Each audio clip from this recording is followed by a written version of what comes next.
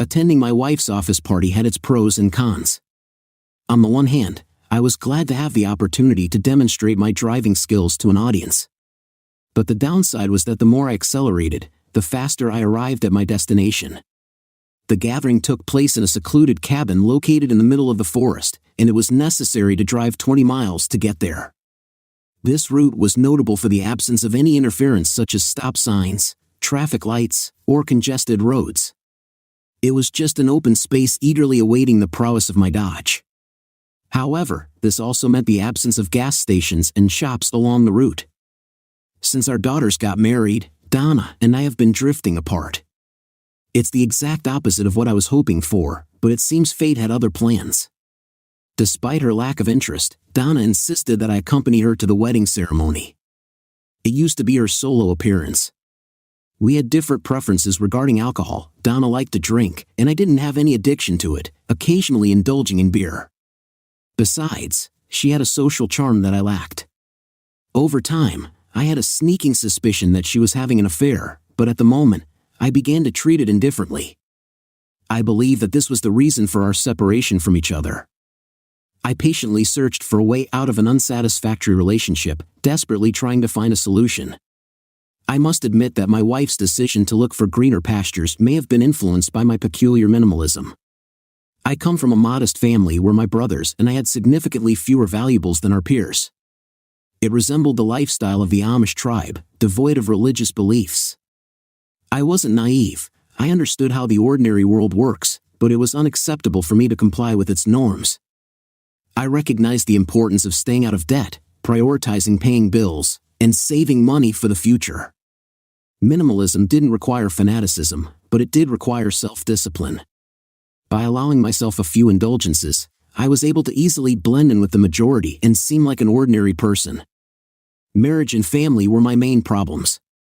It turned out to be quite difficult for me to find a woman who could accept my peculiarities and appreciate my personality, but Donna, who received a similar upbringing and was accustomed to a modest lifestyle, was able to put up with my quirks. Over time, she gradually became less frugal, which I didn't really like, but I understood the reasons for this, especially after the birth of our daughters. We made these changes in order to fit into social norms and not look out of place. To do this, we purchased a modest but functional house and updated our wardrobe to more presentable outfits.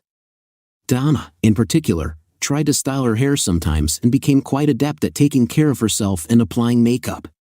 Our technological devices also reflected this desire to match because we owned 2 smartphones of last year's models. As time passed, the children grew up, and Donna decided to go to work. She got a job in an office where, unfortunately, they paid the minimum wage, but it was necessary for our financial stability. Commuting became necessary, so we decided to purchase a small Honda Civic for her. Repeating my previous choice with her salary, Donna was able to cover car-related expenses, including meals and other necessary expenses. Let me introduce myself. I am William Smith, the proud owner of a brand new wardrobe. Although my name may be the most common, I have found satisfaction in my life. I currently work for a local company specializing in the production of industrial compressors. The work itself may seem monotonous to some, but I fell in love with it. The position I hold and the salary I receive always meet my expectations, and I am satisfied. From time to time, I was given opportunities for promotion, but I deliberately refused them. I kept this decision to myself without saying a word to Donna. Moreover, I managed to hide my second passion from my wife, a secret that I considered necessary to preserve peace in my marriage. At the heart of these actions is my conviction that saving money for retirement is wise. Therefore, whenever possible, I invested in gold, buying 1 ounce of Krugerrand at a time. There were over 30 items in my secure basement vault, and this was just the beginning of my collection. In the end, I bought a Dodge Challenger, feeling a sense of liberation. Donna, on the other hand, excelled in her role at Gilbert Industrial. She constantly received decent bonuses and promotions. At first, she often discussed her work, but gradually her enthusiasm waned. Now she rarely mentions her work or the colleagues she communicates with. I felt that something was wrong, but I couldn't figure out the reason. This evening, I was hoping to get a deeper understanding of the situation. This event can be called a real holiday. An event which stretched over the whole weekend made me doubt my own presence. Having previously met with all her companions, none of whom I had a favorable opinion of, I felt like an outsider. When we turned off the highway into Holbrook, I finally had a chance to unleash the full potential of the applicant. Donna seemed concerned about the speed but refrained from voicing her displeasure. Although I was well aware that I was speeding, I couldn't bring myself to worry. "Bill, why are you in such a hurry? We still have enough time to arrive. Maybe we should slow down." Personally, I have no desire to get to my destination. I'm sure you know that I initially had no desire to participate in this event. I just took this opportunity to clean the engine, as the car requires periodic running in. Please don't spoil my mood. This weekend is very important for my career. Why, you ask? Why is it so important for me to attend this corporate event? I can't understand why, Bill.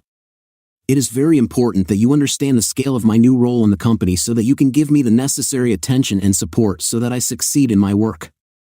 I'm still confused. As soon as we get to our destination, I'm sure Mrs. Simpson will clarify everything for you.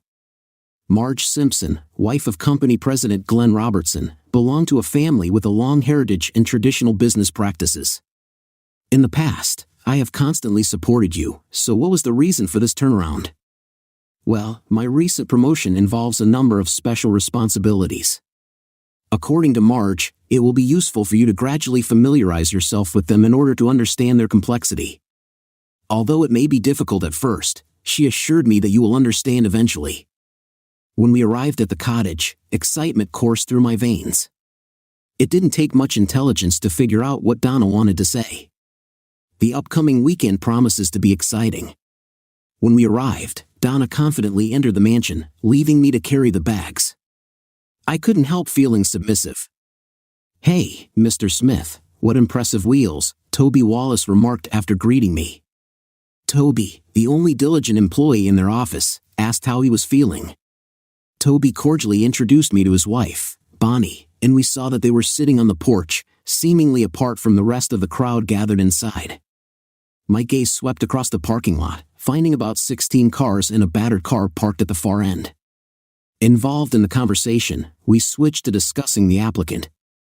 Curious, I asked Toby about their decision to stay outside instead of joining the others indoors with Bonnie. "Mr. Smith, these people don't fit into our usual crowd. We were going to leave early, but Mrs. Simpson insists that we stay. We arrived earlier than scheduled today to help organize everything, but the suppliers had already left about an hour ago. You need to give an explanation. What's going on?" It seems that there are suspicions, although the specific details are unclear to me. I don't want to cause trouble, but it seems to me that this may concern your wife. Will you stay all weekend? No, that's why I parked my car on the side of the road. I felt relieved, now knowing that I wouldn't have to worry about our departure every moment. The situation became more and more intriguing. I should probably bring it all to our room. Please let me know before you leave, okay? Of course, Mr. Smith. Be careful and circumspect. Don't make any stupid decisions. Fortunately, I only had 2 small bags. Upon entering the house, Mrs. Simpson caught my attention, smiled, and waved. As I was walking up the stairs, I noticed Donna waiting for me at the top with an expression of annoyance on her face. "Bill, just in time," she exclaimed. "We have a few hours to prepare for tonight. Freshen up and put on something presentable. It's going to be an outstanding evening, and I want everything to be perfect." With these words, she asked for some time alone to collect her thoughts, suggesting that she take a short walk around the house. "I'll be back before you know it," she said. As I left the room, a wide grin spread across my face. While I was walking, a light breeze brought a pleasant coolness. After a quick calculation, I determined that there were exactly 16 cars in sight. Most of them were luxury Mercedes, as well as several Jaguars and an elegant Lexus. Interestingly, 4 of these cars had out-of-state license plates. I couldn't help wondering how a woman in my wife's position could compare to people of such a high class. After all, we considered ourselves to be people of a completely different level. Something didn't add up. When I noticed Toby and Bonnie loading things into the truck, I waved and went over to them to start a conversation. "It looks like Mrs. Simpson has given you permission to leave," I said. "To be honest, we're leaving soon," Bonnie chimed in, expressing her concern about the current situation. Although Toby was thinking of staying, I managed to convince him otherwise. She hastily added, "Would you be so kind as to do me a small favor and stay here until the evening reception is over? I find myself a little worried and would really appreciate your presence. I don't understand the current situation at all, but I don't like it. It's often said that great minds have similar thoughts, don't you agree?" Bonnie's face turned slightly red as my feeble attempt at a joke failed. "I think we can handle it. At this point, there will be crustaceans and mollusks." "Toby, I think I'll like it." I got dressed at my wife's insistence. No sooner had we reached the buffet than the hostess took my hand and led me to a secluded corner. "We are glad that you have decided to join us tonight to express your support for Donna. This is an important stage in her professional career, and your continued support is very important to her. A substantial increase in salary and benefits is indeed noteworthy, and I believe you will find it quite satisfactory. Excuse my curiosity, but could you clarify exactly what role we are talking about?" Donna was a little evasive when I asked about it, often brushing it off and offering to wait until the evening. "Don't worry, William. I think she just wants to surprise you. But you still haven't answered my initial question. It looks like there is no official title yet. I suppose you can just call her a personal assistant. Understand? By the way, the buffet looks very appetizing. I appreciate your clarification, Mrs. Simpson. Oh, please call me Marge." During the next hour, I tried all the dishes from the buffet. Donna was busy socializing with influential people, which allowed Toby, Bonnie, and me to enjoy some extra time together. We were just packing up when Mrs. Simpson showed up. "Donna mentioned that you arrived tonight in your fancy sports car," she said. "I was wondering if you'd like to take us on a little booze trip." I replied with a smile and a nod. "There are 3 cases of wine waiting for us at the ABC store in Holbrook, and they have already been paid for.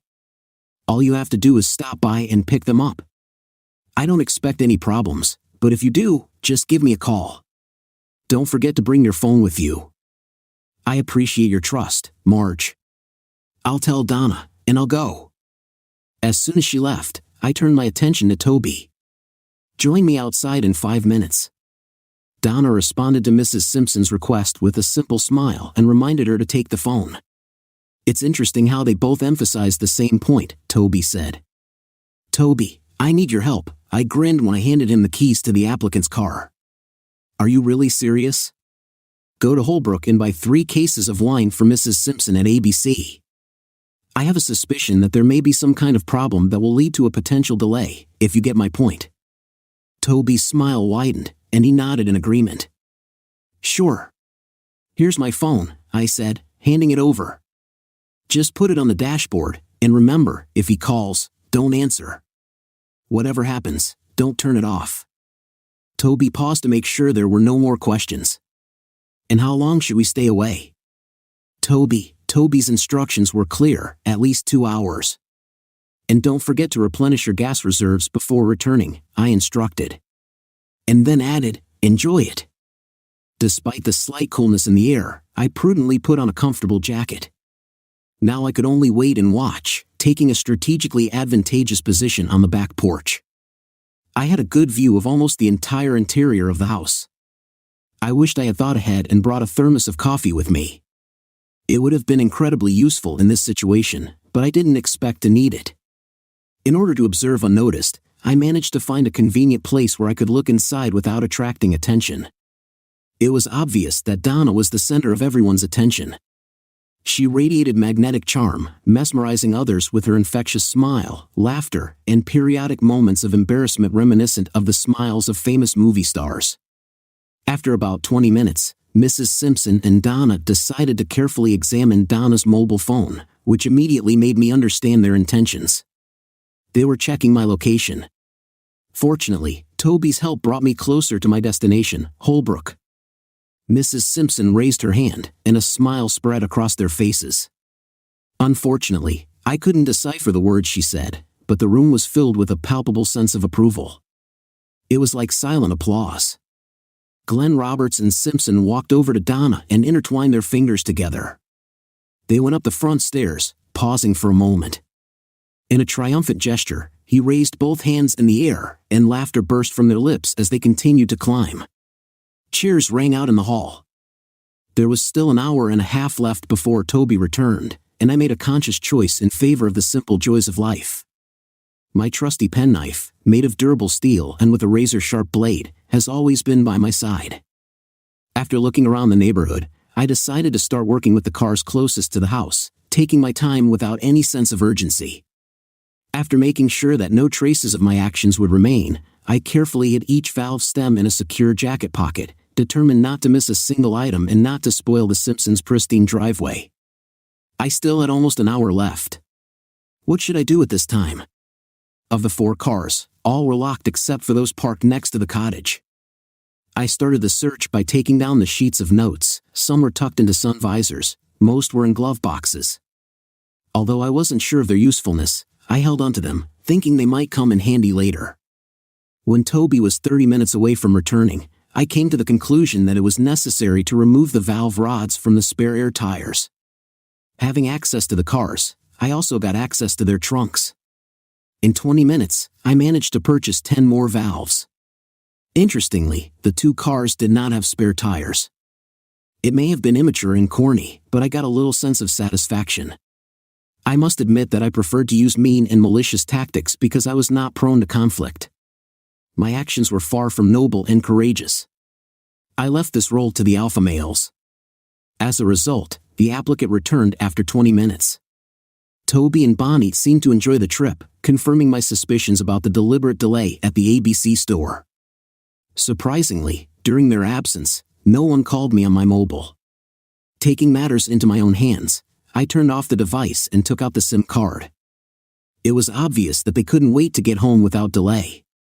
Thanking Toby, I wished him a safe journey and strongly advised him to find an alternative job as soon as possible.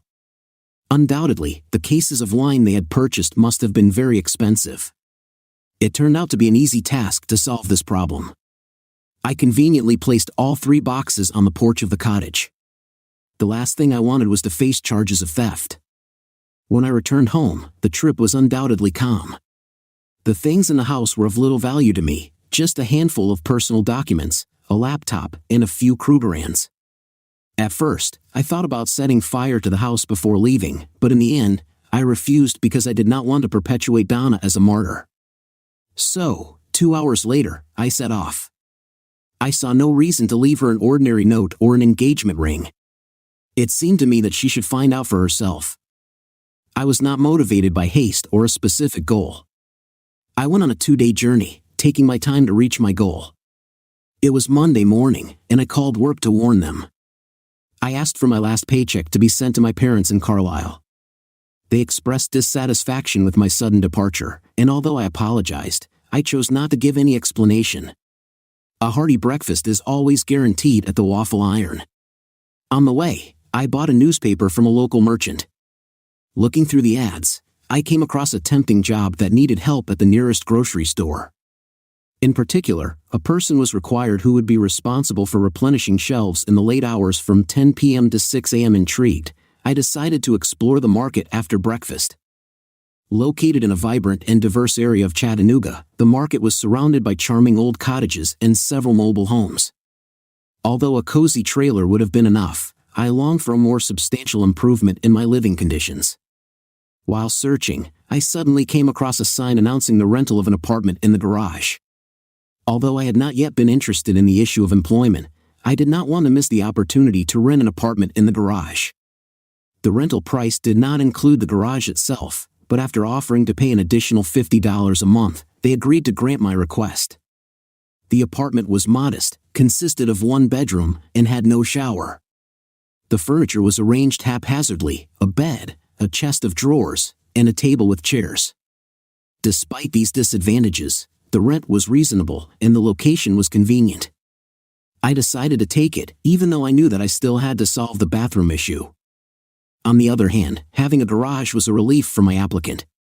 But in the supermarket, the situation was a little more complicated. Although they had many applicants, it was inconvenient for them to leave them alone in the store overnight. I was honest with the owner and explained my circumstances without embellishing anything.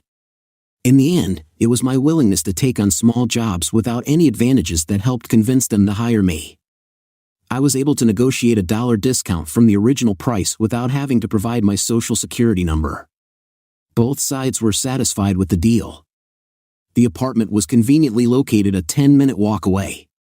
I spent the rest of the day settling into my new home. The host kindly shared his internet access code, which was a nice gesture. A quick visit to the nearest Goodwill store led to the purchase of necessary kitchen utensils and a compact microwave oven. In addition, I now have bed linen and cleaning supplies. In the evening, I decided to terminate my insurance policies. The idea of dealing with banks and credit cards no longer appealed to me, as I was afraid of the potential harm they could do. The fact that both of our daughters were already married made it easier for me to leave, as they found their own way in life. Although there were no grandchildren yet, I believed that it would not be long before they appeared.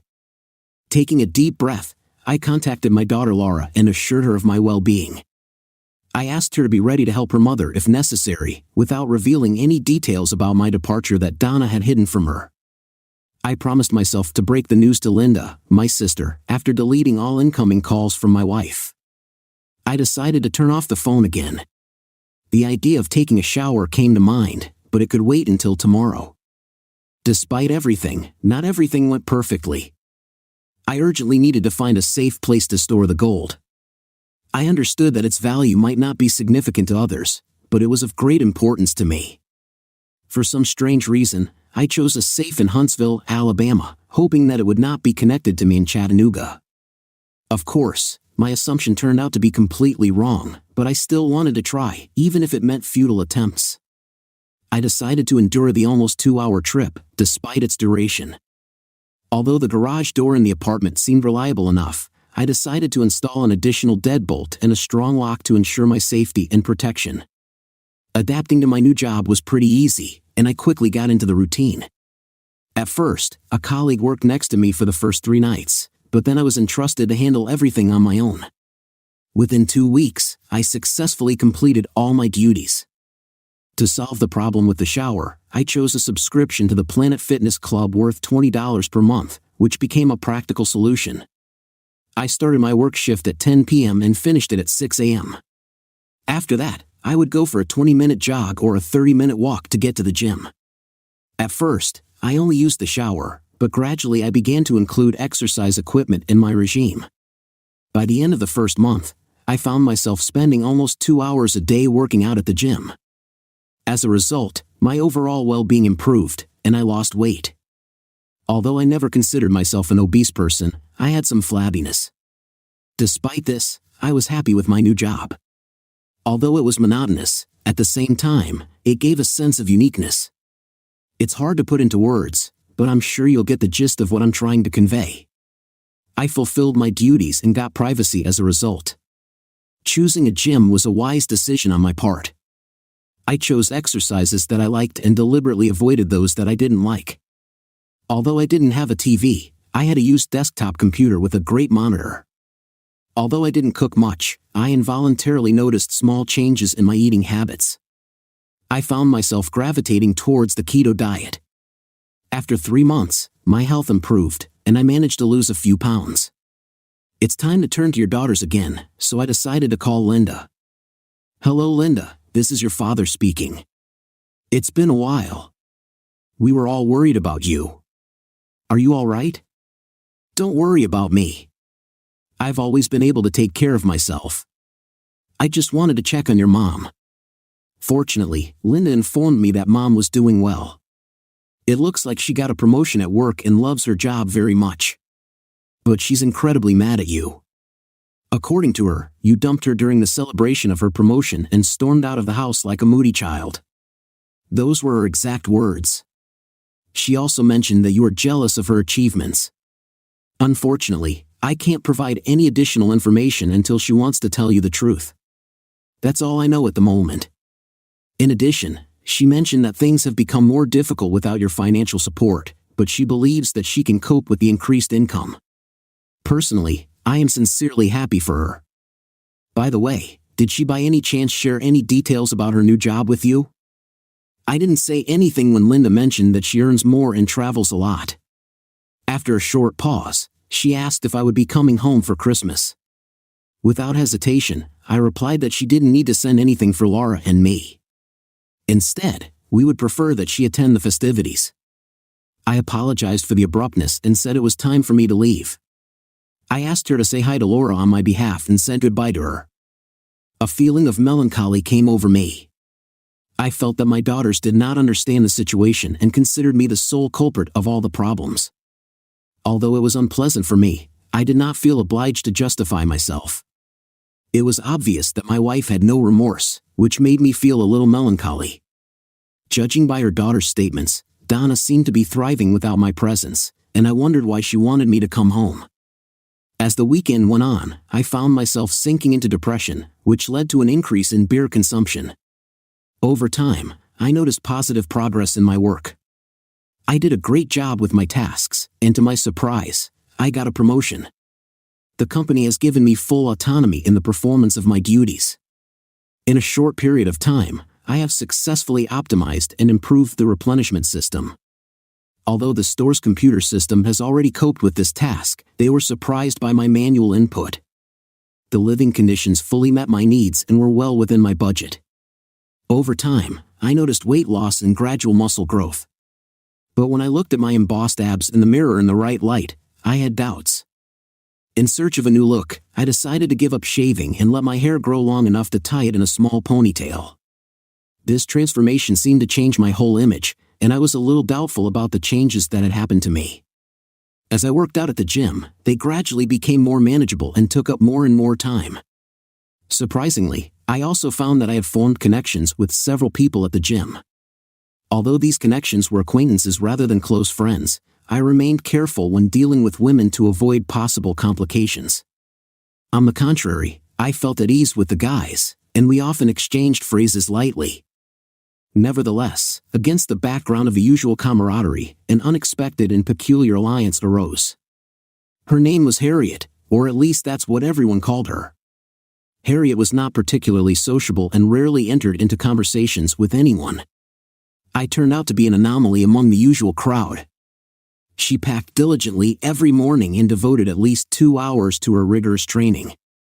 Unlike the elegant practice of fashionable yoga, her exercises were intense and demanding.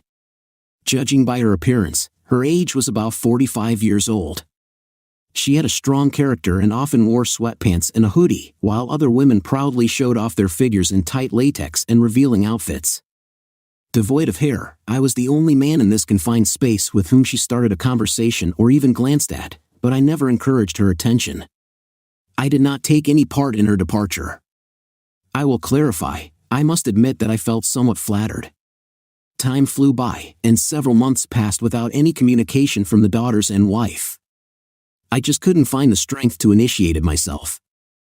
I have traveled to Huntsville several times to add to my Krugerrand collection, but then everything went awry. "William, can I talk to you for a minute?" This was not a typical start to a conversation with Harriet. She addressed me as William, after all the boys addressed me as Bill. I realized that she had never called me by my first name, but I didn't object. "Is there anything I can help you with?"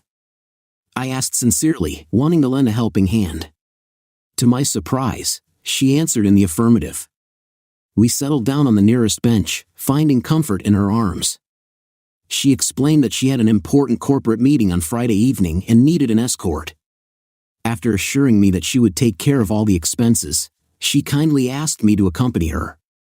Realizing that I didn't have a driver's license, she generously offered transportation. "I'm able to cover the expenses." I hesitated, and she quickly took care of everything. I deeply apologize. Did I do or say something inappropriate? No, not at all. I just have a few secrets or personal problems that I haven't, figuratively speaking, shared. If you can ignore them, I'll be happy to help you. Well, what are the obstacles? Firstly, I am currently married. It's a little unexpected. I understand. No, it's not weird at all. I think I can have a free evening without any problems." "I am glad that you have managed to resolve this issue," she said, beaming. "By the way, is there anything else you want me to do? Should I shave?" "William, I appreciate your beard and hair, but to be honest, you look a little unkempt. Would you mind if my stylist looked at you on Friday afternoon? She's quite talented." At the mention of the stylist, she smiled again, and although I groaned, I finally nodded in agreement. That's how my acquaintance with Harriet, a professional in her field, began. Harriet Parker, a barrister by profession. And so, on Tuesday, I got a Jazz Banks. Although it was not the most prestigious institution, it was still significantly superior to all the places I had visited before. Her visit had been prearranged by Harriet. After walking around the store, I chose 2 pairs of trousers and 2 business jackets, as well as a pair of shirts and several ties. Feeling a slight tension, I impulsively added 2 turtlenecks to the growing stack. I've always liked turtlenecks, and I thought they would complement the suits well. Fortunately, Harriet had already made sure to pay for everything. Returning home, I made a short stop to buy a fresh pair of decent shoes and underwear. My recent weight loss has caused the need for new underwear. The shoes I picked up looked like loafers and exuded cool style. The meeting with the stylist, which I scheduled for Friday, turned out to be very pleasant. The person next to me was friendly and skilled in their work. They expertly styled my facial hair into a neatly trimmed goatee and turned my ponytail into a modified mallet hairstyle, with the back strands left slightly longer. Although I'm not sure about the accuracy of the term, it certainly added an interesting touch. They assured me that taking care of it would require less effort, which I appreciated. They didn't go into details about Harry, but mentioned that I was lucky. At 6 o'clock sharp, Harry drove up to the apartment. She stayed in the car, making a short beep. The presence of Alexis seemed out of place in my neighborhood. Wearing a gray jacket and a turtleneck, I thought I looked pretty stylish, although I had no reason to compare. I was grateful to her for getting behind the wheel, as the city roads were unfamiliar to me. "Let's discuss something before we enter the building," I suggested. "Could you give me detailed instructions for tonight? The first part of the evening will most likely be devoted to communication, but you don't have to worry about that. Many of those present are likely to turn out to be pretentious and too preoccupied with sensual pleasures, and it's better to stay away from them if possible. The most important thing is that you stay by my side and prevent any clashes with these snobs. Try to blend in with the crowd without attracting too much attention, but don't let anyone take advantage of you. Also, make sure that I always have a drink in my hand, whether it's ginger ale or mineral water. Maintain a friendly and pleasant demeanor throughout the night and try to keep your composure even in difficult situations. I consider myself a person who is in a romantic relationship. I have no experience in such matters, but can you pretend? Despite my doubts, I'm ready to agree, but I have one important question. Will there be food at the event? I know that in about an hour, we will be served a plate of chicken worth $500, accompanied by speeches. As soon as this event is over, they will suggest something else. By the way, I have to say that you look great." Watching her, I couldn't shake the feeling of strangeness. The beginning of the evening unfolded exactly as she described. To my surprise, I found that my role turned out to be much less difficult than expected. The venue was teeming with eligible bachelors dressed in lavish suits and sporting huge watches. Harry looked flawless, and it was obvious that many of them were aware of her single status. Many people tried to start short conversations with her, carefully assessing her interest. At the same time, I couldn't help but cast quick sidelong glances at them. To my surprise, it worked. In the style of Charles Bronson, every time I left her, a horde of vultures flew at her, ready to offer her another drink. She passed them to me easily, as if it were the order of the day. Harry looked at me several times, a knowing smile playing on her lips. In the end, we sat down at the table, and 300 chicken dinners materialized out of nowhere in front of us. It was an amazing sight. I may not be the most fastidious eater, but it was a whole new level of suffering. The thought of $500 did not leave me. Harry, who was sitting next to me, leaned over and whispered, "William, don't you want to escape from this place?" Without saying a word, I got up from my seat, gently took her hand, and together we quietly left. No one even seemed to notice our departure. When we got to the garage, she playfully kicked off her shoes and casually handed me the keys to the Lexus. "Find us some proper food, William," she asked. 20 minutes later, we found ourselves at Hillbilly Villas, where we had a hearty meal washed down with a refreshing beer. While we were enjoying the meal, one thing caught our attention: her evening wear. Moreover, she looked completely at ease despite being barefoot. Soon, everything returned to normal. The time spent with Harry that evening was pleasant, although it did not lead to any intimate moments. Our regular relationship at the gym continued without any disruptions. 3 weeks have passed, and Harry needed another couple to meet. Naturally, I agreed to this request. It was my duty to explain the situation to the boss, and he took it with humor. Given the circumstances, he assured me that there was no need to ask for permission to leave, just to leave a note. In fact, he said that I was responsible for managing my time and should approach it accordingly. Our second evening was similar to the first, only this time there was not enough food, and there was more booze. Throughout the evening, she was constantly approached by men, each of whom presented a new drink. My role seemed to be to collect and throw away these unwanted glasses. There was one particularly unpleasant person among the crowd who managed to push me to the limit. In a moment of disappointment, I took him aside and calmly warned him that further harassment of my fiancée would be unacceptable and made it clear that I was ready to defend her honor if necessary. After our conversation, he disappeared for the rest of the evening like many others like him. It was amazing to realize that I had unwittingly earned a reputation as a force to be reckoned with. After the event, we decided to treat ourselves to a delicious sushi dinner. After consuming delicious $40 sashimi, our evening came to a delightful conclusion filled with platonic enjoyment. But just 2 days later, Harry caught me off guard while I was rowing. "Why the hell didn't you tell me about our engagement?" I felt awkward when a colleague suddenly asked this question. When she didn't wait for my answer, she just smiled. In search of clarification, I dialed Laura's number and found out that Donna was avoiding her and Linda. All Laura could find out was that Donna travels a lot, leaving many unknowns. There were often guests in the house, and I asked about her mother's divorce status, but she was in the dark. It's been a few weeks since Linda last talked to Donna. Strangely, for some unknown reason, anger flared up in me each time. I drank more and more bottles, and my mood deteriorated. The next day, I sent 74 valve rods to Glenn Simpson of Gilbert Industries, accompanied by a short message thanking him for a pleasant evening. More than a year has passed since that meeting.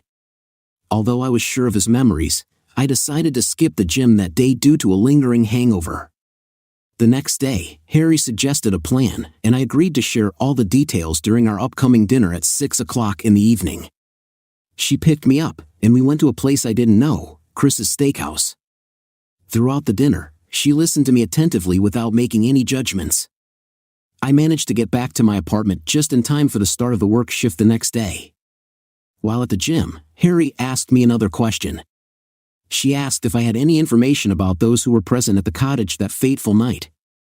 When she found out that I had a list with the names and addresses of everyone present, her eyes sparkled with delight. After our class, she took me to her house, where I handed her an envelope with 12 car registration forms.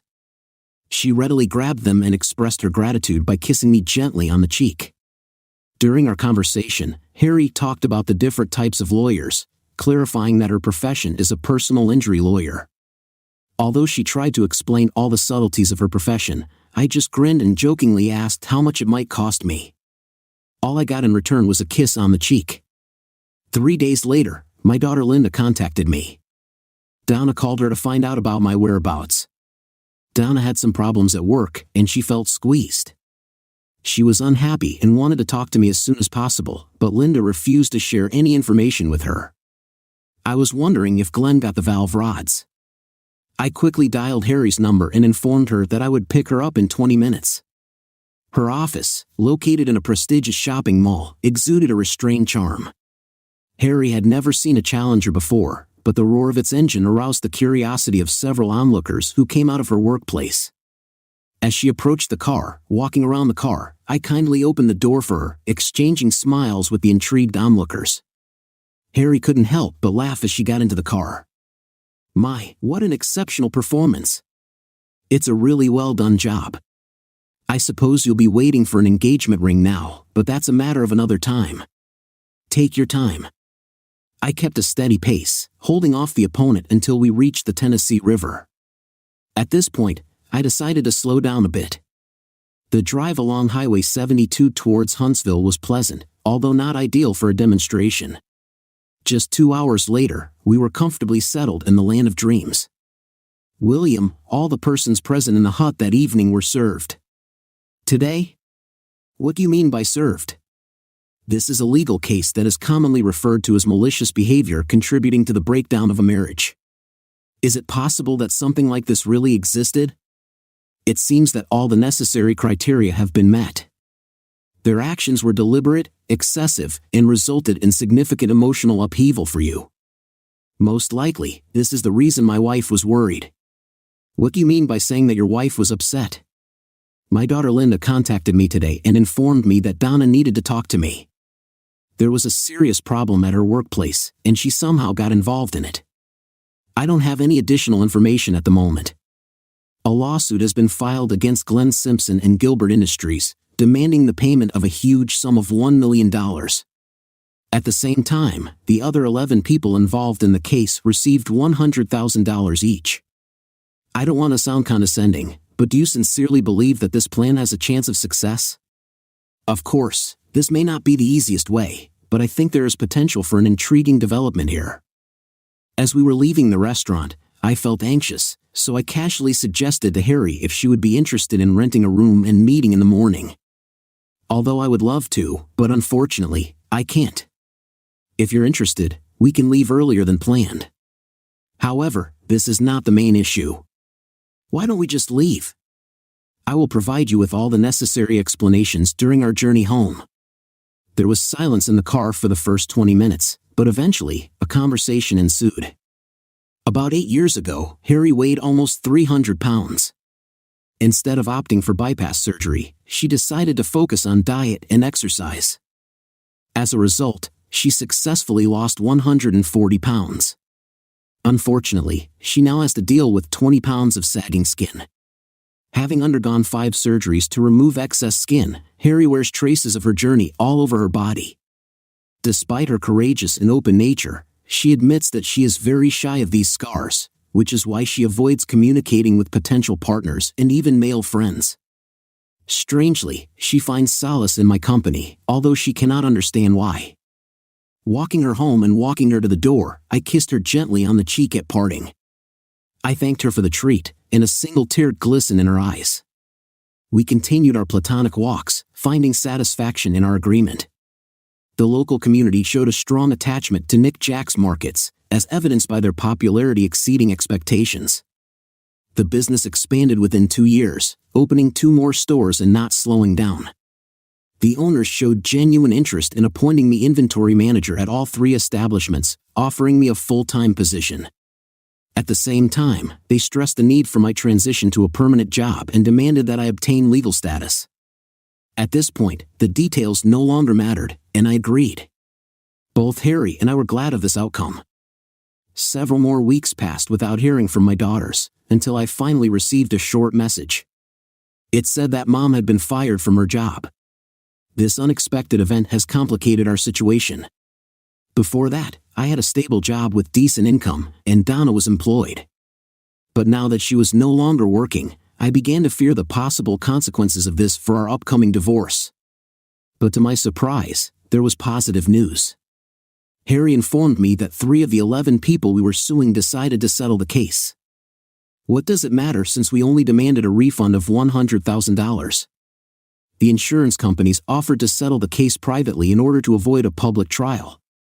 Since the insured event was covered by their insurance, it did not lead to large financial losses for them. So you're saying that we'll get some funds? William, I've already received 3 checks. Perhaps another one is on the way.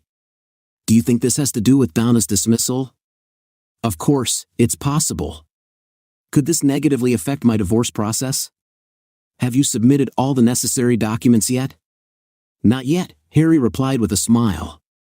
I was just about to ask you for help. After hearing this, I was instructed to pack a small bag and prepare the applicant, as they were planning to visit his wife. The departure was scheduled for early Thursday morning, and excitement filled the air. And I couldn't help but smile. At 6 o'clock in the morning, we set off, arriving at the Sharon Hotel after a 10-hour drive. Wanting to surprise Linda, I immediately called her and made an appointment for lunch at the Reading Motor Inn the next day, also inviting Donna and Laura. When we sat down for lunch, the conversation turned out to be a little awkward, but nevertheless, it covered a wide range of topics.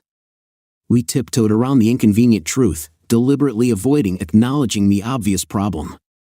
After a year of friendship without any romantic relationship, we finally decided and spent our first night together. Most of all, I was worried about making sure she didn't feel uncomfortable in this situation. Although I won't go into the details of the evening, I can say with confidence that it turned out to be far from as traumatic as we expected. We were both a little out of it, but we managed to handle the situation with a positive result. Relief showed on her face. She knew that I didn't find it disgusting, and I was glad that it wasn't as terrible as she imagined it would be. We were a couple of blissful enthusiasts when the sun came up. We gathered for a delicious brunch. Donna and her daughters were already sitting at the table, looking forward to our arrival. I put on one of my newly purchased jackets, complementing it with an elegant dark turtleneck. I must admit I looked very respectable. Harry, on the other hand, was dressed in a light business suit, radiating professional ease. My wife and daughters looked at me in amazement. I was proud to introduce Harry Parker, my trusted confidant and lawyer, to Donna. I was sitting at the table with Linda and Laura, my daughters. The atmosphere was a bit uncomfortable, but I tried my best to make the most of it. Before we could engage in meaningless small talk, the waiter came over to take our orders personally. I didn't have much of an appetite. "If you don't mind, I'll just have a cup of coffee," I said politely. Donna, sensing the tension, was the first to break the silence. Looking around the table, I realized that everyone was on the same wavelength. "Why don't you bring us 5 cups of coffee and leave the pot on the table?" I suggested, hoping to ease the awkwardness a little. The waiter nodded, and a collective sigh of relief seemed to sweep over all of us. "It's good to see you again, Bill. Do you want to share what you've been doing lately?" Donna's lips curled into a faint smile as she spoke. "Personally, I've been focused on my job, giving you the opportunity to explore and discover yourself, or whatever it is you're doing." Harry surreptitiously nudged me under the table. "I needed your support, and you left me," she muttered. "Maybe you needed someone, but not me. Let's not waste this reunion just poking fun at each other, Mom and Dad." "I'm sure that's not the only reason you arranged this meeting." Linda's persistence made me think about the purpose of our meeting. Looking forward to a short meeting, I felt unsure of what to do next. Looking for a clue, I glanced surreptitiously at Harry, hoping to get at least some indication, but Linda ignored my presence and took the conversation into her own hands. Meanwhile, Harry rummaged in her purse, took out an envelope, and handed it to Donna, addressing her as Mrs. Smith. Harry handed over the divorce petition, emphasizing its fairness. "I recommend that you take it to your lawyer for a thorough examination." Laura and Linda looked amazed, clearly caught off guard by this suggestion. Donna, on the other hand, smiled broadly. She refused to take the envelope from Harry, preferring instead to get one from her purse. "You stupid imbecile. I legally divorced you 8 months ago because you left me. I never sent you a copy because I didn't have your address. This is the final end. I don't have anything that I could falsely claim," she said, and her smile turned into a wide grin. Just as Donna got up from her seat, the waiter appeared with coffee and a luxurious vase for our table. She took an unusual look at the girls and left, leaving both envelopes. "Dad, can we stay for lunch?" Laura asked, mentioning the supposedly excellent quiche in this establishment. Harry and I giggled and asked the waiter to bring us the menu. Harry, Laura, and Linda enjoyed a delicious lunch and a fascinating conversation. Meanwhile, I felt a sense of loneliness, as if I were dining alone. Understanding women has always eluded me. The girls exchanged phone numbers, promising to keep in touch. When we returned to the room, I started to pack my things unexpectedly. I thought about what could prolong our stay here, but our stay in this particular place would not last long. Time was running out, so I hurried to get ready. An hour and 30 minutes later, we were in Elkton, Maryland. Another 30 minutes passed, and we arrived at our destination. Harriet Parker had undergone a transformation and was now named Harry Smith. We stayed overnight in Luray, Virginia, where we stayed in a house with a spacious 3-car garage, but that's a story for another time. The girl who remained unnamed reported that Donna had a breakdown when she found out that I had received a staggering sum of more than $2 million from Gilbert Industries. For unknown reasons, Donna decided to move to Iowa unexpectedly, but I didn't know anything. Story 2. In fact, it was quite the opposite. I was well aware that our love life had become monotonous, limited to the predictable 3 times a weekend. I wanted to add a twist to it, but I had no idea what was waiting for me. My brother Doug gave me a camera with a doorbell. Glenda was unhappy with its appearance. She was very proud of our Victorian house and thought that the camera would break its historical charm. On the other hand, I cherished the vintage aesthetics of our 80s home. Glenda expressed her displeasure by pouting, but I reassured her, urging her not to violate the authentic look. As a result, the camera remained untouched on my dresser, waiting for an opportunity when I could discuss its presence with Doug without seeming to refuse. Little did I know that over time, it would become an essential part of my plan to revitalize our lives. That evening, I moved the doorbell camera from the dresser to the bookshelf opposite my bed. Glenda noticed its new location and questioned its presence. I explained that it was just bothering me on the dresser. I decided to temporarily put the gift that my brother gave us in a safe place while I think about what to do with it, and at the same time, not upset him. I wanted to make sure that he wouldn't feel offended when he found out that we didn't keep his gift. I assured her, and she seemed pleased with my answer. The next day, I bought exactly the same device. After opening it, I made some changes to make its functionality meet my needs. I carefully turned off the alarm bells and speakers, disconnected the LED indicators, and then connected it to a power source using a plug cable. Later, I swapped the cameras and surreptitiously ran a power cable through the back of the bookshelf. As a result, a motion-sensing camera is now installed in my bedroom. I interfered with the device's Wi-Fi connection, which allowed me to access it remotely via the internet. This allowed me to receive the same notifications that usually come from the front door. However, the internal speaker was turned off, so there would be no sounds or messages if I did not respond to the alarm. The recordings from the camera would be stored in my cloud storage. I thought this would allow us to get some stimulating videos that we could enjoy later. Looking back, it was a stupid plan. At first, everything seemed promising, but over time, everything changed. Although not immediately, I spent a whole week making the necessary changes to the camera and installing it discreetly in the bedroom so that Glenda wouldn't suspect anything. Finally, on Monday, everything was ready for work just when I had to leave before Thursday. The thought of catching Glenda enjoying her toys made me chuckle, but as the day went on, I noticed countless alerts triggered by Glenda's usual actions in the bedroom. Overwhelmed, I gradually lost interest in tracking every signal. After a few drinks at dinner, fatigue got the better of me, and I collapsed on the bed and fell into a deep sleep. On Wednesday evening, I finally had the opportunity to view the videos stored in the cloud.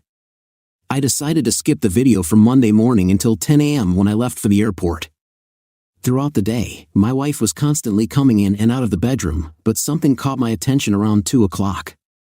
There was a man I didn't recognize, and I watched as my wife gently touched his hands, looking at him with a desire that I couldn't comprehend.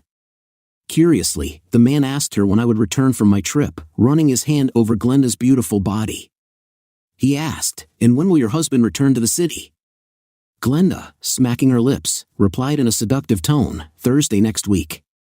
We will return to the usual schedule. But you don't have to hurry to leave today. You can even stay the night," she said, pulling his head to her and kissing him passionately.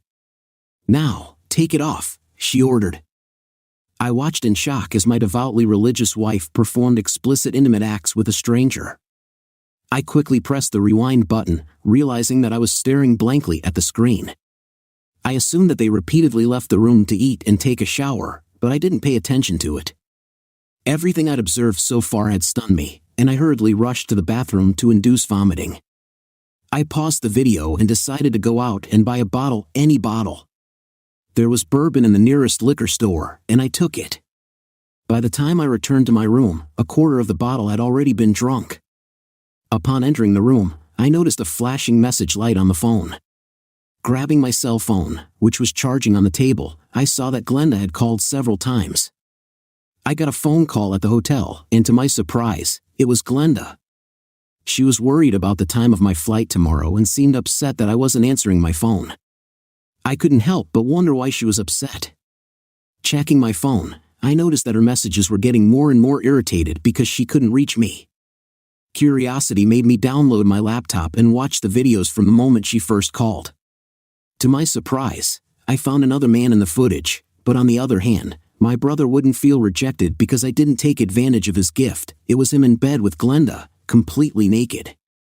The first fragment of the video shows them entering a room, clasping their hands in an embrace, and then falling on the bed. It is worth noting that they were completely naked at that moment. Glenda reached for the phone, urging Doug to be quiet. She felt the need to clarify if my plans had changed. She was dialing a number with one hand and stroking the injured dog with the other. They had just finished their lesson. Annoyed, she left the first message with an annoyed expression on her face. Doug was undoubtedly already showing interest, but Glenda wouldn't let him pester her. No, she insisted. He'll call back, and I don't want us to get distracted. I watched as Doug persistently urged her to try again, but she resisted and continued to leave numerous messages. Her dissatisfaction with me grew with each unsuccessful attempt to contact me. In the end, she resorted to using the phone at the hotel. I skipped most of the scene, ignoring Doug's desperate pleas during phone calls. Eventually, my younger brother got bored, and my brother leaned back against the headboard, clearly annoyed. To my surprise, he suddenly directed his gaze directly at the camera. I quickly stopped the playback and rewound it, stopping right in front of his index finger. "Hey," he exclaimed. "Why is my present on your bookshelf?" Glenda stopped her attempt to dial the number and mockingly told Doug, "This is the stupidest gift in the world. Are you sure you want Bobby to keep a record of everyone who goes in and out of this house?" Doug's expression turned confused when he finally realized what was going on. "Oh no, definitely not," he said. "She'll stay there until he figures out how to refuse your gift without offending you." She continued to dial the number. "What a stupid, ignorant man," she muttered. It took me a moment to realize that she was referring to Doug, not me. I pressed the rewind button again. Suddenly, the rewind stopped, and I realized that I was watching a live video broadcast. Feeling the need to act, I grabbed the phone and dialed the house number. It seemed like the only logical thing to do. The visible disappointment and irritation on their faces justified my decision. Glenda let out a series of expletives, then repeated them before interrupting my brother's class to answer the phone. She silenced Doug and then answered, "Oh, Bobby." She had an innocent expression on her face. "I was very worried when I couldn't reach you. Where have you been?" "Oh, I'm sorry. My phone is dead, and I accidentally left the charger in the room." Despite the fact that we worked diligently all day, we managed to finish the work ahead of schedule. Now I'm rushing to the airport in the hope of catching a flight home. If I hurry, I can arrive in an hour. We will contact you later. "I'm done talking," I replied. Glenda expressed her disappointment with even more explicit expressions. "You must leave immediately," she urged my brother. He tried to hold her back, hinting that we had enough time for a quick meeting. "Are you crazy?" she exclaimed, jumping out of bed. "Your brother thinks he can be here in an hour, but it's only 30 minutes to fly. I have to wash the sheets and everything." "Anything else?" In a timid voice she muttered, "Oh my God," and began to take off the bedclothes. My estranged brother hurriedly got dressed. In a fit of apathy, I stopped the live broadcast, devoid of any anxiety. All I craved was bourbon. This moment required an additional portion of the amber liquid. I had no desire to make any attempts to return home. When she called, I planned to tell her that there were no flights and that I had just returned to the hotel. Everyone else did the same. I decided to withhold any information until I met with a lawyer. I watched the previous videos and found that the mysterious man who appeared on Monday tried to convince Glenda to invite him on both Tuesday and Wednesday. But Glenda stood her ground, assuring us that this was a one-time occurrence and that we would return to the usual schedule in the new week. But it turned out that this was not just a one-time occurrence. These strange daytime gatherings turned into evening gatherings, becoming a new norm for Glenda. Watching Tuesday's videos, I expected to see my brother Doug as the mysterious man who was rejected, but to my surprise, it wasn't Doug. Instead, two brothers appeared in the frame, who turned out to be the sons of our neighbors. These college students seemed ready to skip their classes for the whole day. Glenda pampered them with all her intimate suggestions and satisfied their desires. Meanwhile, they rested on my bed while she diligently prepared lunch and dinner, which they devoured right there. Surprisingly, she strictly forbade me to eat a simple chocolate bar in bed. Oddly enough, it bothered me more than any physical signs of aging. It's amazing how naive and controlled a person I was. While I was finishing the last drops of bourbon, my wife was engaged in intimacy with her brothers. Just thinking about it made me lose my appetite, but I desperately clung to the alcohol in my stomach. It was impossible to believe who the woman I married was. I fainted from the bourbon and, frankly, from boredom. I was just not interested in watching promiscuous relationships. Glenda contacted me later when I woke up. I lied and said that there were no flights and that I had fallen asleep at the hotel. After finishing the conversation, I saw my wife expressing displeasure, trying to get Doug back, but he had already returned home to his wife and refused to return. Not satisfied, she contacted our gardener and expressed uncertainty about the meeting the next day. Thursday was the day used to take care of our yard, and I supposed my wife. I closed the site and left in a hurry. I got to the liquor store just before it closed and managed to buy another bottle. Fortunately, I fell asleep before I had too much to drink. I didn't want to hurt myself.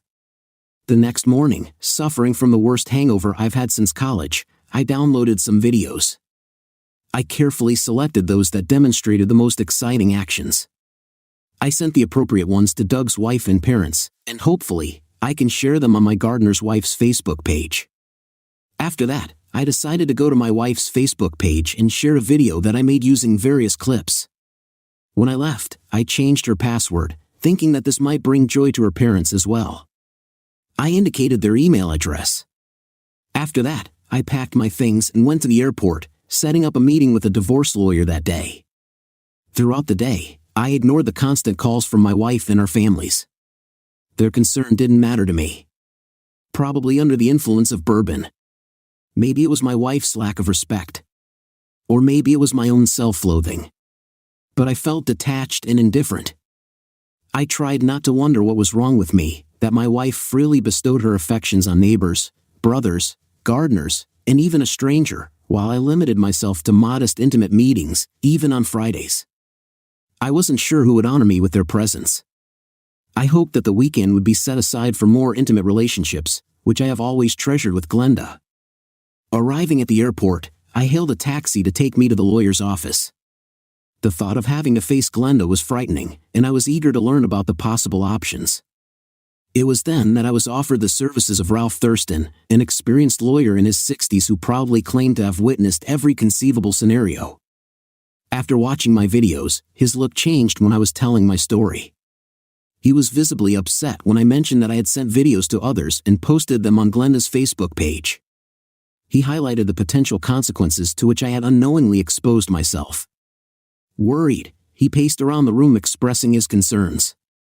Even though the emails could not be recovered, he insisted on fixing the damage done to my wife's Facebook page.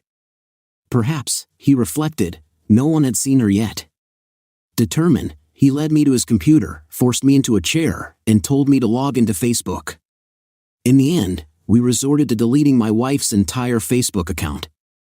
Ralph wasn't sure if this action would eliminate all the evidence, but it seemed to be the most cautious approach. It was recommended that the videos no longer be distributed and that no further retaliation be sought. "Bobby, given your vulnerable position, such actions will do more harm than good," Ralph said as he sat down in his seat when I got up from the chair and looked at me intently. "I will provide you with a list of actions that you should take." Therefore, I devoted a significant part of my day to visiting banks and my office to separate our finances and exclude her presence from all relevant policies. In our HR department, I ran into a problem that made me feel disappointed. It turned out that to exclude a spouse from the 401k, his consent is required. However, this issue may be resolved in court. After dealing with the bank, I decided to visit my sister Cheryl. Since her children were at school, I knew she would have some free time. Her reaction was shocking when I shared my story, especially when she found out that our brother was one of those with whom my wife betrayed me. When I mentioned that Ralph had offered to invite a witness during the confrontation with Glenda, Cheryl agreed to accompany me. Without her support, I probably wouldn't even have thought about returning home. I led a nomadic lifestyle, constantly on the move, and my things were packed in a suitcase, which now gave off a distinct smell of bourbon. It looks like I made a mess the night before, clumsily spilling bourbon all over my stuff. When we arrived at my house, I noticed Jose and Louise, who were busy mowing the lawn. Then it dawned on me that I mistakenly sent the video not to his wife, but to someone else on Facebook. Filled with annoyance, I impulsively grabbed a rake and threw it in their direction, shouting for them to leave immediately. "Get out of here!" I shouted threateningly. They wasted no time, quickly jumped into their car, and drove away before I had finished my threatening words. In their haste, they abandoned them, and it was clear that they had no intention of returning if they valued their own lives. Glenda stood by the door, her eyes swollen and filled with tears. I assumed that she either saw the video I sent to her parents or came across it on her Facebook page. "I'm sorry, Bobby," she said, her voice shaking. "I didn't mean to offend anyone." Before she could say a word, my sister angrily intervened. The whole neighborhood seemed to witness the intense drama unfolding in my yard, Cheryl continued. "Our brother trusted you, and you think that doesn't mean anything?" My sister's voice trailed off as the woman disappeared, no longer punishing her two sons. She didn't seem to see any reason to continue anymore. I got up and went into the house to pack my things. Glenda walked behind me, and Cheryl followed her. Glenda was fidgeting with her hands, pleading, "Please, Bobby, please, I love you." Cheryl patted her on the back of the head and hissed, "Shut up, shame." Glenda stood in the doorway of our bedroom and watched dejectedly as I packed my things.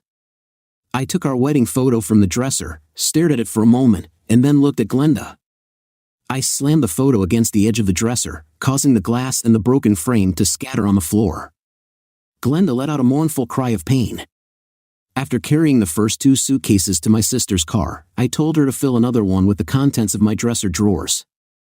My wife tried to follow me, but I responded with a sharp growl, demanding that she not interfere with me.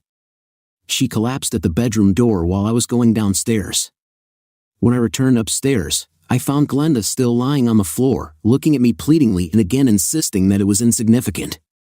The realization hit me like a wave, depriving me of intimacy. In a fit of anger, I let out a scream and, clenching my fist, rushed to her.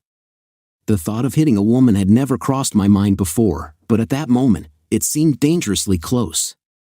But then my sister intervened, quickly grabbing my hand and wrapping me in a tight hug.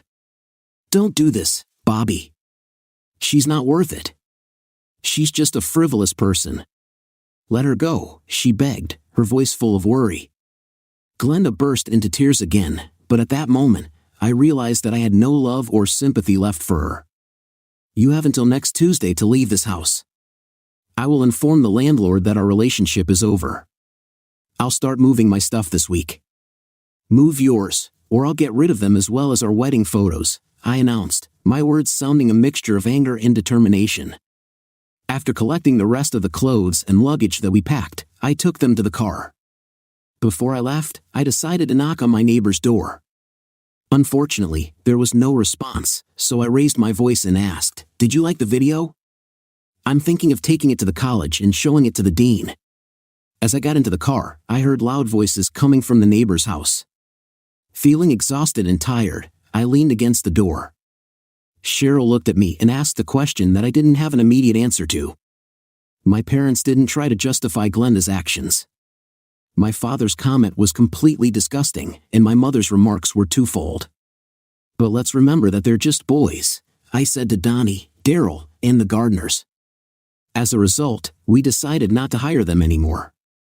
As for my brother Doug, whom I considered the worst offender, Bobby, it was just one mistake after all. Everyone can make mistakes. He's your brother. Yes, I am his brother, and she is my wife, but what happened was not a mistake or an accident. His inappropriate actions towards her were deliberate. I forced myself to yell at my parents. My father showed a sense of shame.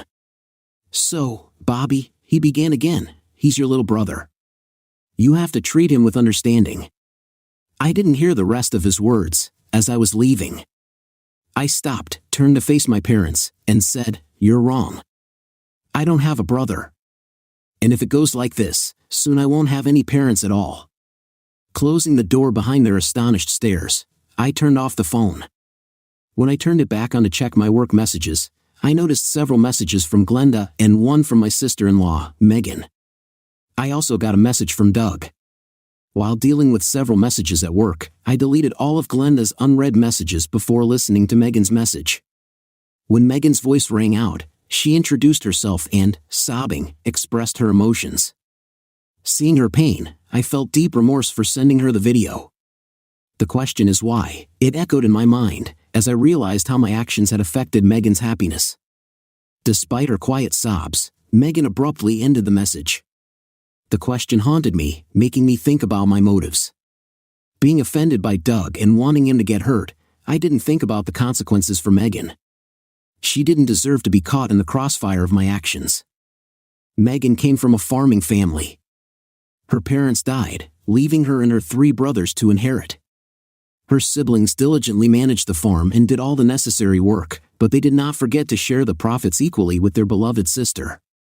As the youngest, Megan had an attractive and innocent face, radiating kindness.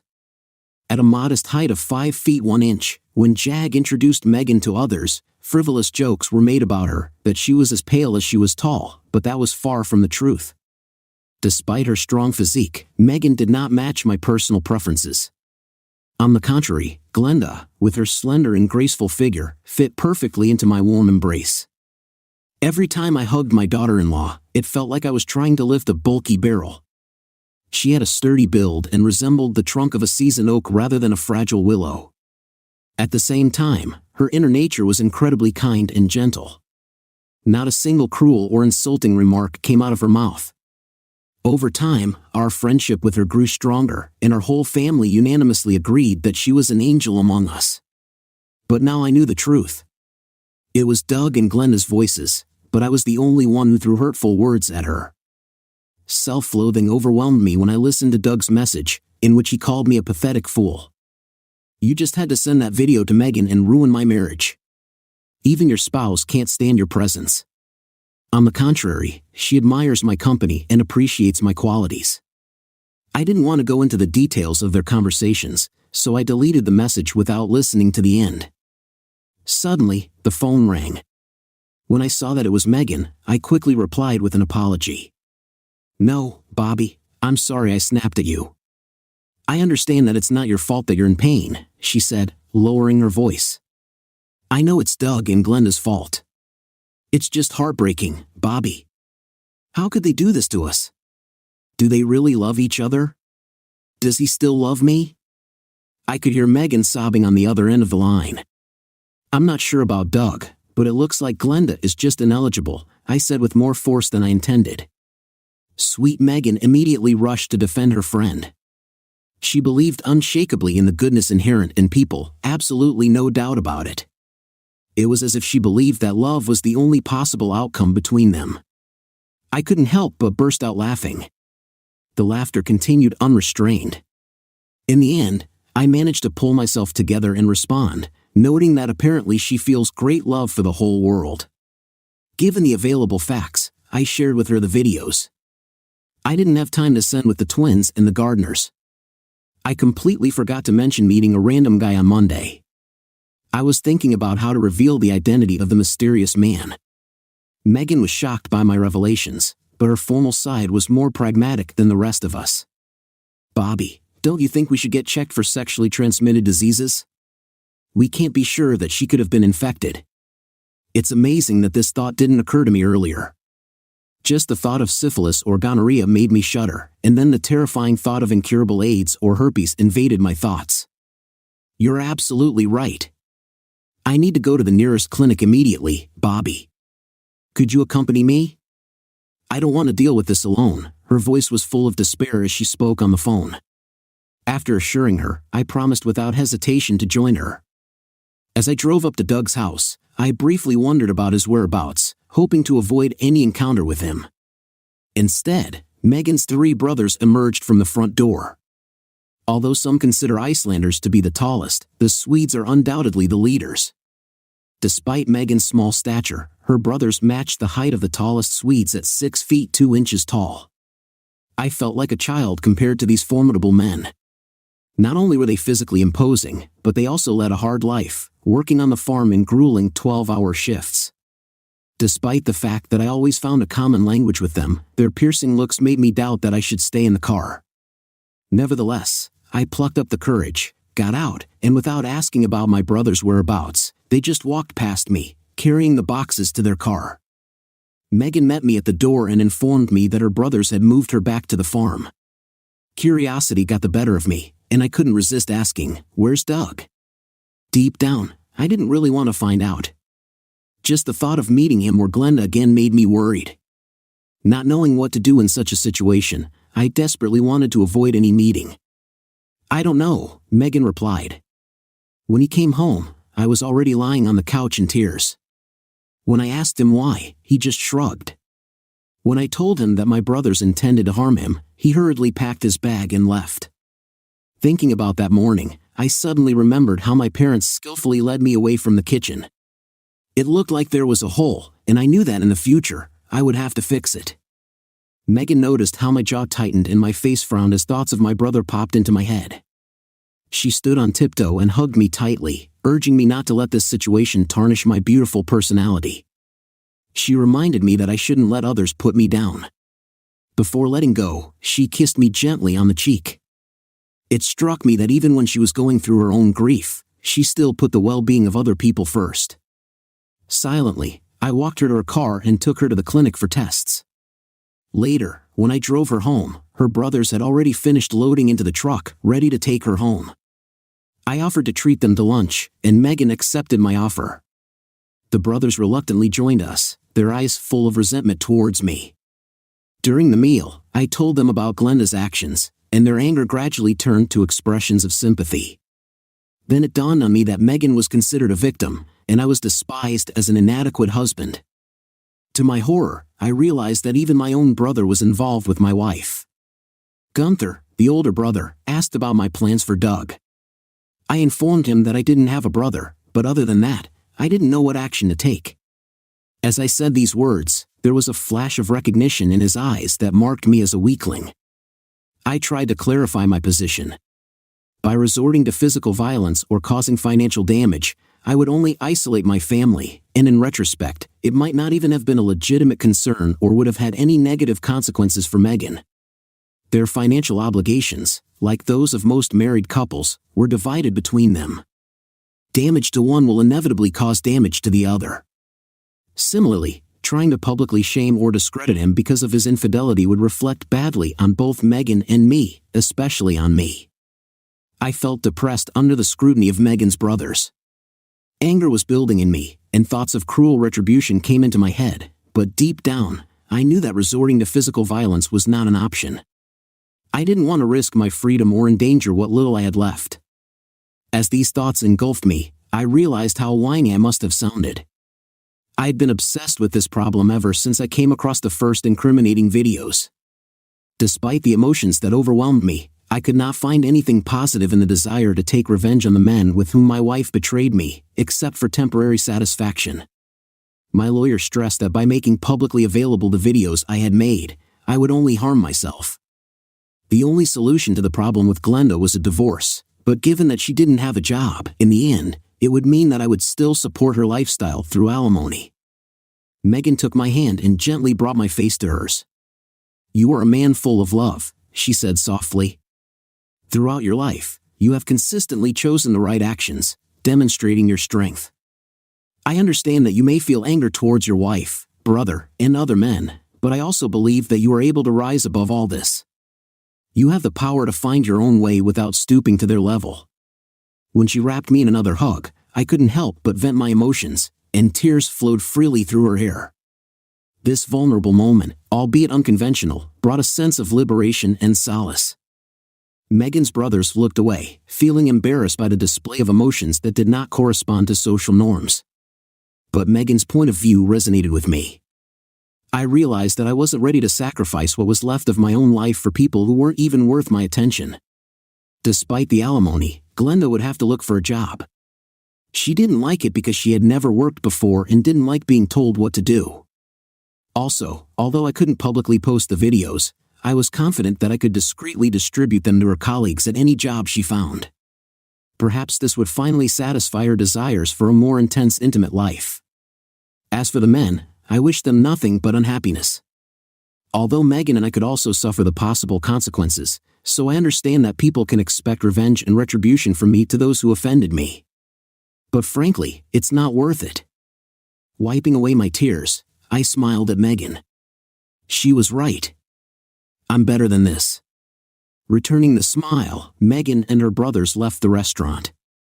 At this time, Gunther paused and watched me while I settled the bill. His expression didn't look approving. You may be above that, he grinned, but we're not. With a sinister grin, he left. His body was twisted, his face was buried in his knees, and his hands were tightly tied behind his legs, naked and shivering. He felt cold. Sven broke the silence by announcing his awakening, focusing his gaze. Doug saw 3 brothers towering over him, Gunther flanked by Eric and Sven. Gunther dropped to the ground and hit his brother-in-law hard in a vulnerable spot. Panic gripped Doug. He desperately begged, "No, no, God, please, no." Trying to calm his fears, Gunther assured him, "Consider yourself lucky." The pain inflicted on their sister was unforgivable, and the offense required punishment. In general, Megan's 3 brothers dealt with Doug in their own way, after which Doug ended up in the hospital. But I'm not interested because I don't have a brother. It's been 3 years since that moment, and I'm happily married to Megan, who adores me just like I do her. And my unfaithful ex-wife has never found a decent job and works as a waiter in a restaurant, which Megan and I often visit.